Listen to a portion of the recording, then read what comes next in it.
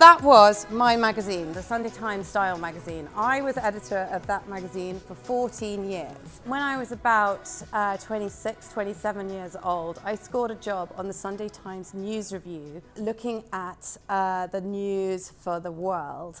And about 3 months after I arrived, 9/11 happened. Suddenly, everybody wanted to know about what was going on, about the crisis in the Middle East, about the clash of civilizations. There was a huge knowledge gap between what was happening and with what everybody knew about.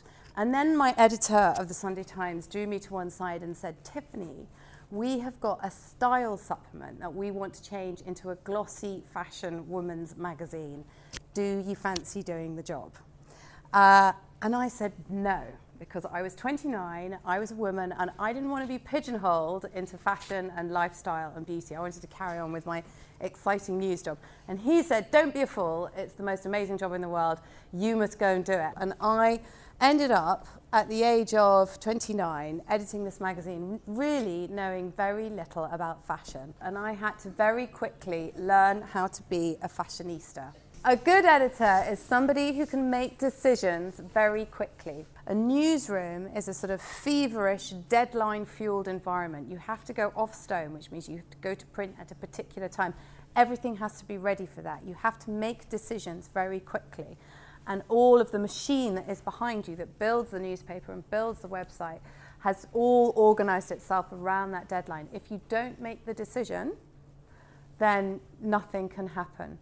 And so therefore people who have good instincts and who can make good decisions and who can make them quickly are the ones that tend to rise to the top of news organizations. Over my time as style editor, there was, I think, for a great amount of time, an objectification of women. Women were seen as sex objects, and the more sexy they looked, the more glamorous they looked, the better it was. The conversation changed, and people started to look at, okay, so what is it we are showing about women now? What are we trying to say about women? What do we appreciate in a woman? It became less about people trying to be attractive and more about people trying to talk about their personality more and try and tell a story about themselves. And I think that these days, you know, there is a lot more acceptance of the different ways of being and the celebrating of those different ways. But I think the most important thing that you have as a young person to do is to discover who you are, to work out what your identity is, and then be completely true to that. And you will hear all these messages coming at you all the time from all over the place about the way you should behave, the things that you should say, the things that you should think, and how you should wear things and what you should do. And actually, what you have to do is work out what you think in that and stick to that and not be influenced by what's going on around you. One piece of advice I'd like to give you is listen. When you meet somebody, ask them an interesting question and listen properly to their answer. Then ask them a question back, use their name, make an impression on them, and collect them as a contact in your book. Contacts are so important. And the people that you might think are not a good contact, in 1 year's time could be the most awesome contact in the world.